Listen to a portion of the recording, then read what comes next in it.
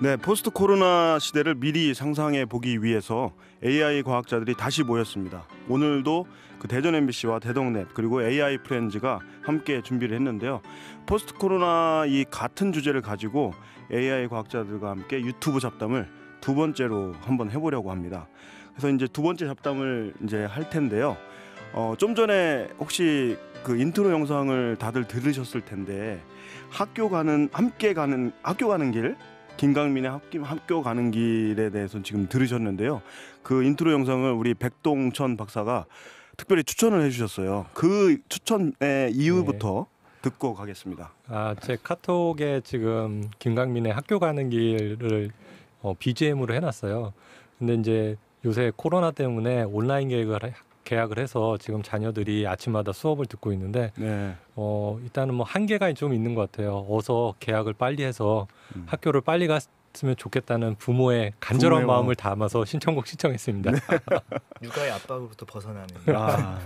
빨리 학부모 입장에서는 빨리 가야 되는데 내일부터 아마 고3이 이제 매일 등교한다고 이제 희망 섞인 저기 되는데 좀 더 안전한 마음으로 갈 수 있도록 하는 그런 마음.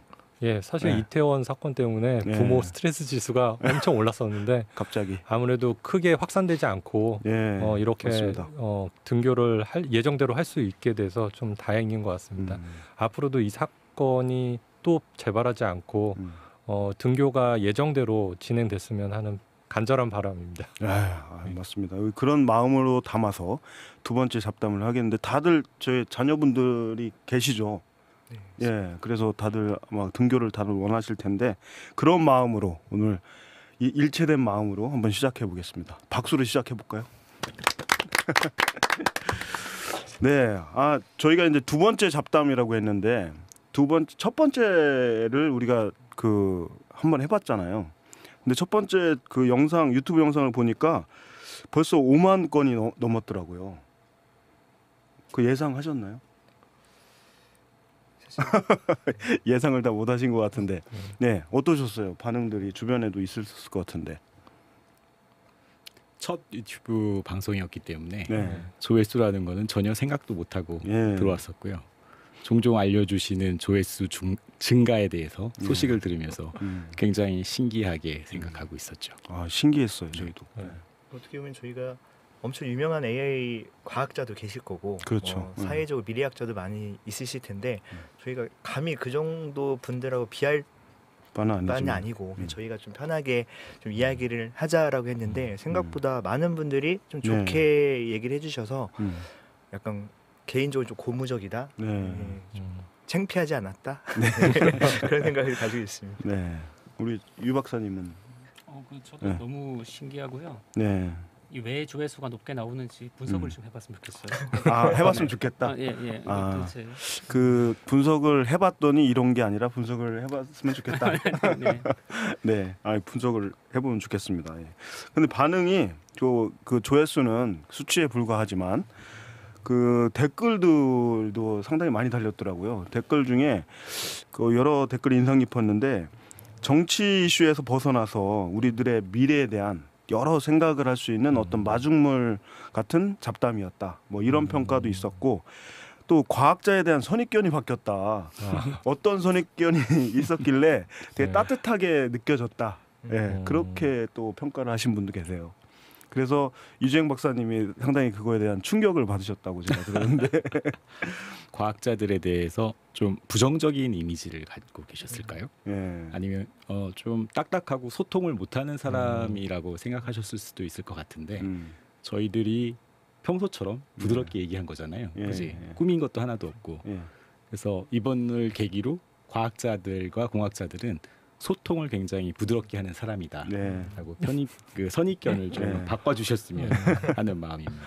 이런데 많이 또 이렇게 연구자분들이 노출이 되면 될수록 그렇게 되지 않을까, 문화니까 그렇게 되기를 바라면서 또 이제 뭐 과학의 도시 대전만의 기획이라는 평가도 있었고 여러 가지 좀 좋은 말씀을 해주셔가지고 저희도 악성 댓글이 달릴까봐 벌벌 떨지는 않았지만 우려를 했는데 다들 이렇게 좋은 칭찬을 해주셔서 너무나 감사하고 오늘도 이제 여러 이야기들이 잡담이 펼쳐질 텐데 그런 거에 대한 피드백을 잘 주시면 저희도 또 잘 반영할 수 있도록 하겠습니다. 그래서 또 여러 질문을 할 수 있을 텐데 사실 1회차에 대한 못다한 이야기를 오늘 하려고 하지 않습니까? 그런데 왜 이렇게 모이게 됐느냐, 왜 이 사람들이 모였을까, 그 주제에 대해서 뭐 궁금해하시는 분도 계시고 그랬는데 그거에 대해서 왜 이렇게 모였을까요, 우리가? 저희가 프렌즈죠, 프렌즈. 예, AI 프렌즈, AI 프렌즈라는 그 모임이 그 작년인가요? 재작년부터 아마 모이기 시작했는데 그 모임에 대해서 좀 우리 회장님께서 말씀을 해주시면 좋을 것 같아요. AI 프렌즈가 어떤 단체입니까? 그냥 AI를 사랑하는, 좋아하는 분들이 이제 누구나 모여서 서로 뭐 잡담 나누고 예. 이렇게 뭐 공부하고 이런 커뮤니티고요. 그 만들게 된 계기는 그 인공지능은 되게 신기한 것 같아요. 다른 학문보다 그 오픈 열린 문화가 되게 발달돼 있고요. 그래서 꼭 인공지능을 전공한 분들뿐만 아니라 그 전공하지 않은 분들도 공부할 수 있고 연구할 수 있는 문화가 많이 발달돼 있어요.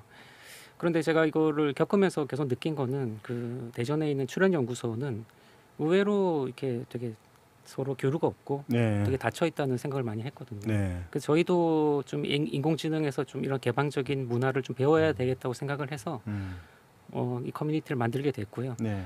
많은 분들이 모이게 돼서 요즘에 참 기분이 좋습니다. 예. 회원분들은 몇 분 정도 계시나요? 회원이 저희가 이제 소통하는 공간이 카카오톡 단톡방이 있고요. 네. 거기가 한 380명 정도 되고 많으시네요. 페이스북 그룹으로는 한 1,500분 정도 됩니다. 네. 그러면 이 방송을 보신 AI에 관심 있는 분들을 위해서 어떻게 참여를 해야 되나 그런 질문도 있을 텐데 어떻게 참여를 해야 되나요? 일단 저희가 뭐 회원 가입 절차는 따로 없고요. 예. 그 페이스북에서 AI 프렌즈라고 이제 검색해서 가입을 하시거나 예. 그 저희 홈페이지도 있고요. 거기서 그 단톡방 링크가 있어요. 예. 클릭하셔서 입장하시면 됩니다. 예. 누구나 들어오셔서 얘기 나눌 수 있습니다. 알겠습니다. 그 AI 프렌즈 이렇게 회장님이 말씀해 주셨는데 이 네 분이 다 그러면은 AI 프렌즈 회원이시잖아요. 열성 팬들이라고 보시면 되나요? 다 이제 운영진 예, 운영진이라서 만나게 됐고 또 어떻게 운영진이 지금 약간 좀 액티브하게 움직이시는 분이 한 11분 정도 계신데 11분. 저희가 그중에 제일 말 못하는 4명이 나왔습니다. 그래요? 제일 말 못하는 4명이 일단 나왔기 때문에 지금 본진은 따로 있는 본진은 거죠? 나중에 정말 히든으로 저희가 숨겨놨습니다. 네, 그러면은 이 교체를 지금 예고하시는 건가요? 못하면 바로 잘리는 거죠. 예. 못하면 잘린다. 네. 그러니까 이제 저희 AI 프렌즈 회장님이시고요. 네, 유영일 박사님께서 그러니까 예전에 보면 우리나라의 어떤 대부분의 많은 큰 변혁들이 광장 공간에서 많이 나왔거든요. 옛날 뭐 부의 뭐 동해무천, 그다음에 뭐 최근 5.18 민주항쟁도 사실 광장, 촛불 집회도 광장. 근데 이게 코로나 이슈로 사람들이 오프라인 모임이 아니라 사이버상에서 어떤 모임들과 소통들이 많아지기 때문에 그런 사이버상에서 어떤 공간 안에서 뭔가 새로운 변화가 일어나는 거고 AI 프렌즈는 어떤 그런 사이버상에서의 연대하는 그래서 함께 소중한 가치를 나누려고 하는 사람들이 좀 편하게 모일 수 있는 그런 공간이라고 좀 더 보면 어떨까? 멋지게 그 아레나, 광장 뭐 이런 그 어떤 취지도 안 잘리실 것 같아요. 그렇죠. 안 잘릴 것 같아요. 보증. AI 프렌즈 참여하시고 싶은 분 말씀하신 대로 페이스북에 AI 프렌즈 치시면 접근이 가능하다고 하니까 한번 접속해서 정보를 한번 훑어보시고 공부하시면 좋을 것 같고요. 사실 또 하나의 질문 중에 사전 질문 중에 하나가 그 소속과 이름은 처음에 밝히셨는데 내가 그 소속에서 어떤 연구를 하고 계신지도 궁금해하시는 분들이 꽤 되시더라고요. 그래서 오늘의 자기소개는 처음엔 여기에서부터 했으니까 오늘은 백동천 박사님부터. 예. 저 한국기기연구원 실내선평가연구실에서 근무하고 있는 백동천입니다. 예. 자율주행차는 다들 아실 텐데요.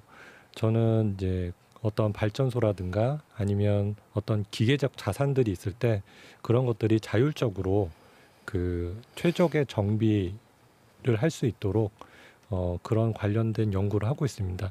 사실 이 신뢰성이라고 하는 거는 세 가지 요소를 갖고 있습니다. 주어진 환경에서 주어진 시간 동안 그 시스템이 이제 살아남을 확률로 이 세 가지 요소에 의해서 이제 신뢰성들이 이제 표시가 되는데요.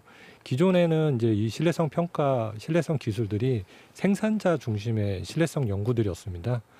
여러분들이 이제 현대차에서 뭐 자동차를 구매하셔서 사용한다고 하면은 불량률이 얼마다 이런 목표를 가지고 자동차 회사에서는 개발을 하게 됩니다. 하지만 개인 입장에서는 내 자동차가 망가지면 100%지 않습니까? 그래서 최근에는 이런 센서를 이용해서 진단 기술이 많이 발전되고 저렴화됐기 때문에 네. 그전에는 이제 뭐 발전소라든가 이런 고가의 시스템에만 적용되던 이런 진단 기술들이 점점 저가의 일반 상용 제품까지 많이 내려와 있습니다. 그래서 소비자 중심의 신뢰성 평가 기술을 최근에 좀 연구를 하고 있습니다. 네.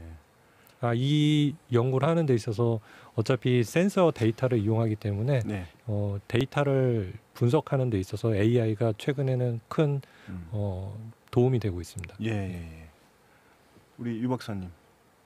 네, 안녕하세요. 저는 원자력 연구원에 근무하는 유용균입니다. 네, 제가 하는 일은 그냥 아주 쉽게 얘기하면요. 쉽게 얘기하면은 좀 약장수 같아 보이긴 하는데 간단하게 쉽게 얘기하겠습니다. 그래서 제가 하는 일은 컴퓨터로 설계하는 일을 하고 있고요.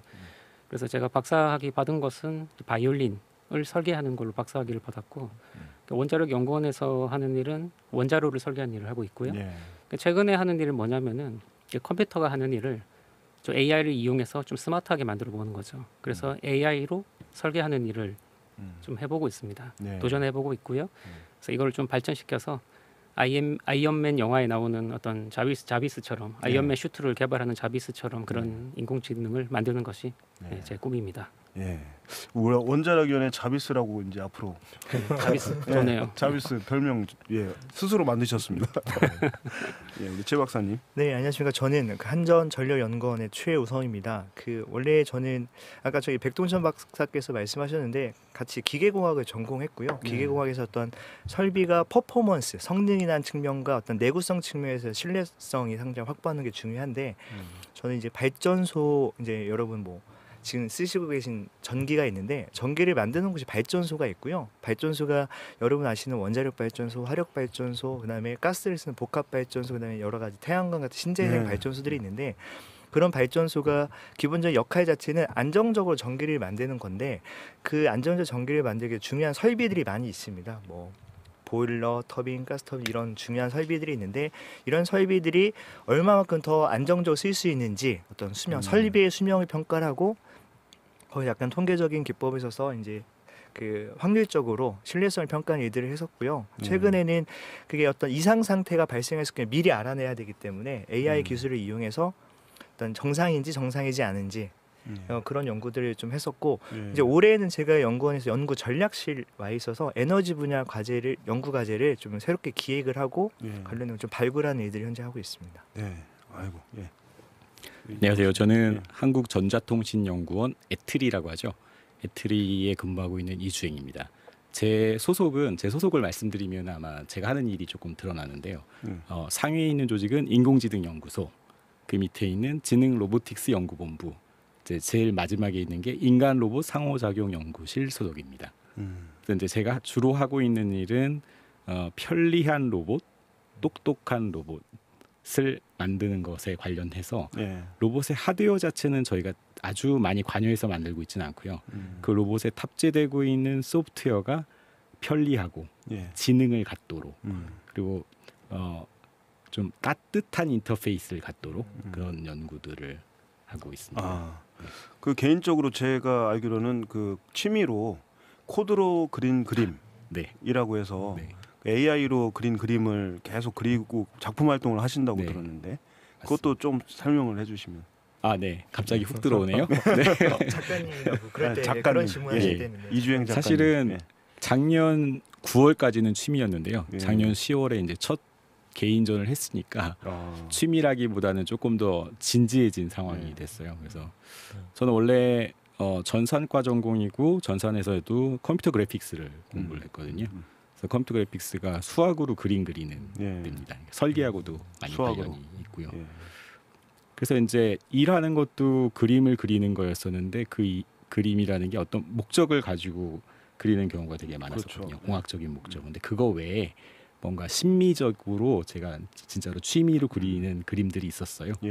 근데 그런 그림들 페이스북에다 공개를 했었는데 그 그림을 보신 기획자분께서 이제 예. 섭외를 하셔가지고 네, 한번 네. 해보겠냐고. 네. 그래서 용감하게 하자고 네. 해가지고 이제 작년에 전시를 했습니다. 그래서 네. 줄줄이 또 전시가 계속 돼가지고 저기 양주 시립미술관에 있는 장옥진 시립미술관이 있습니다. 예, 거기에도 예. 그림이 지금 하나 네. 걸려 있고요. 네. 그리고 대전 비엔날레에도 초청을 받아서 네. 작품을 만들고 있고. 예. 예, 되게 그런 재미있을 것 같고 네. 예, 그 시청자분들도 궁금해할 텐데 AI로 그린 그림이니까 네, 혹시 저희가 다음 이 방송을 할 때 네, 대표작을 하나 갖고 오셔서 대표작. 짧게 한 뭐 30초 정도 네, 이렇게 설명을 해주면서 또 다음 얘기를 또 이렇게 풀어나가는 BGM 깔아주시는 거죠. 예 BGM도 깔고 뭐 총동원하겠습니다. 아, 너무 짧아요. 한 10분, 1시간 하실 것 같은데. 아 그래요? 네. 그거는 뭐 이제 특별판으로 그럼 하기 위해서 네, 맛을 보기 저희에게 위해서 AI 프렌즈에 어울리는 AI 관련된 그림 가져와서 네네네. 한번 짧게 소개해보죠. 네, 그러면 이제 시청자들이 더 좋아할 것 같습니다. 오늘 그 음악과 함께 시작을 했는데 다음에는 음악과 플러스 그림을 같이 갖고 얘기하는 그럼 거예요. 저도 안 잘릴 수 있는 건가요? 네, 두 분 준비 또 무기를 준비하시고요. 예.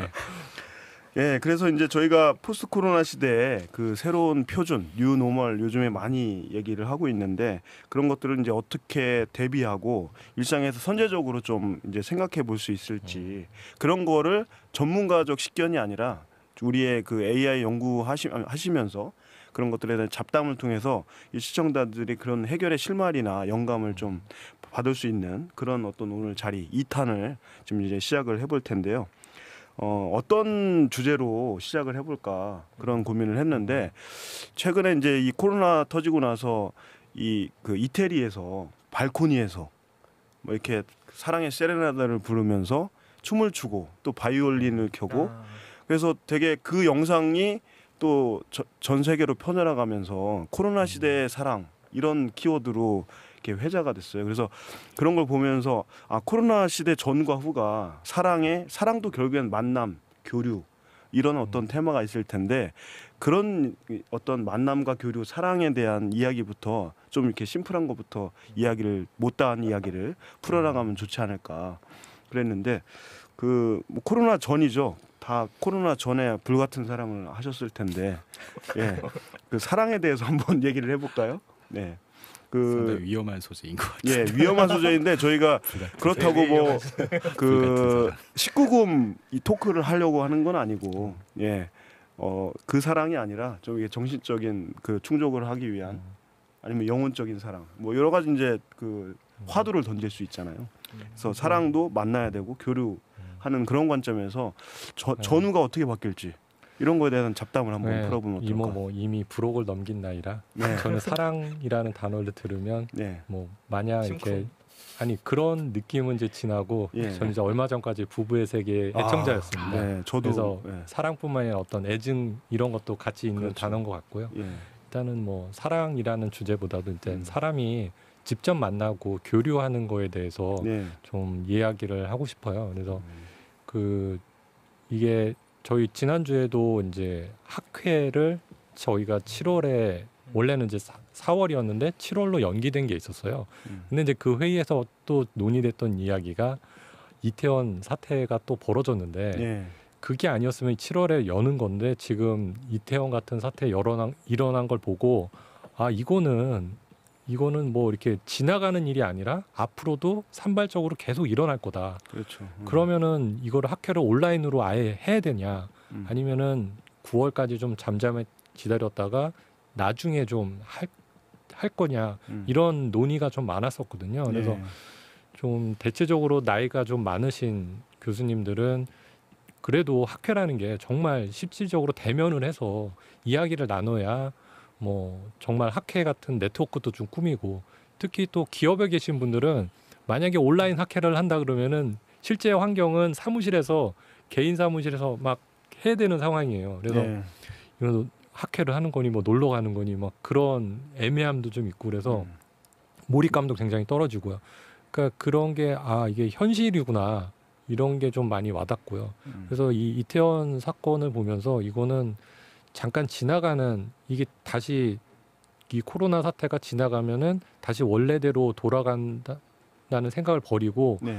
아 이거는 이제 상시적으로 계속 일어날 수 있는 상황이라는 걸 우리가 인지를 하고 그에 맞는 변화가 좀 많이 있어야 될 것 같다는 생각이 듭니다. 네. 예.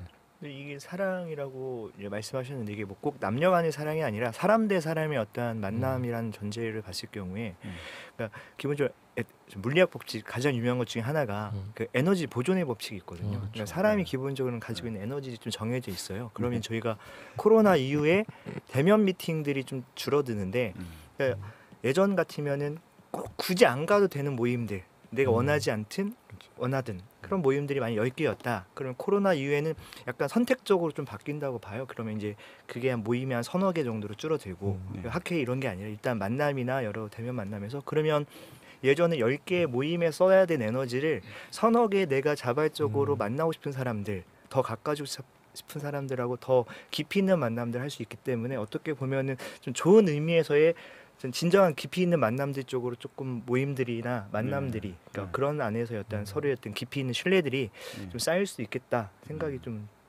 드네요. 네. 네. 아주 말씀하시면서 그 만남을 에너지 보존 법칙에 비유하는 거 보고 저희 다 아직 여러 가지 해야 될 역할이 많잖아요. 뭐 공부도 해야 되고 아이도 키워야 되고 여러 가지 또 일들도 해야 되는데 이게 딱 예전 같으면 뭐 다 할 수 있는 줄 알았는데 이게 딱 내가 할 수 있는 딱 에너지들이 좀 어느 정도 좀 정해져 있는 부분들이 있어서 어떻게 의미 있는 선택들을 좀 잘하는 부분들이 항상 숙제라서 그런 고민을 계속 하고 있어서 이제 말씀드렸습니다. 예, 의미 있는 만남에 어떤 깊이 있는 만남을 좀 더 조금 그런 쪽으로 사람들이 더 선택적으로 에너지를 좀 쓰려고 하지 않을까. 네. 네트워크를 뭔가 이렇게 정리하는 듯한. 그렇죠. 약간 맞습니다. 네. 가지치기 막 이렇게 하고. 그렇죠. 근데 이제 이게 자연적으로 조금 걸러진다는 표현 좀 조심스럽고 그냥 어떤 선택적으로 그러니까 좀. 저는 이제 선택적이라는 키워드를 듣고 방금 떠오르는 생각인데 저희 AI 프렌즈가 이 단톡방을 해요. 그래서 뭐 전체적으로 하는 것도 있지만 뭐 AI 절친방이라고 따로 만들어가지고 활발하게 커뮤니케이션 하는데 사실은 거기서 단톡방에서 되게 활발하게 대화가 이루어지는데 그 주제가 있어요. 요 AI라든가 어떤 일정한 주제에 대해서만 이야기를 하거든요. 개인적인 뭐 이런 얘기는 좀 많이 안 하는 편이고. 그런데 이제 사람이 직접 만나다 보면은 그 사람이 어떤 생각의 덩어리를 전달을 주고받을 때 그 사실은 그 사람의 이제 행동 습관이라든가 뭐 비주얼이라든가 이런 것들이 함께 오고 가기 때문에 어떤 프레임에 담아서 직접적으로 왔다 갔다 하는 거거든요. 근데 이 카톡이라는 단톡방에 메신저로 왔다 갔다 하면은 순전히 글만 가지고 왔다 갔다 하거든요. 그래서 어떤 사안에 대해서 집중적으로 몰입감 있게 시간과 장소를 구애받지 않고 연속적으로 지속적으로 할 때는 이 카톡이 이게 문자로서 대화하는 게 약간 느슨한 연결이죠. 그런 것들이 약간 장점은 좀 있었던 것 같아요. 선택적 키워드에서 그런 걸 느낄 수 있겠네요.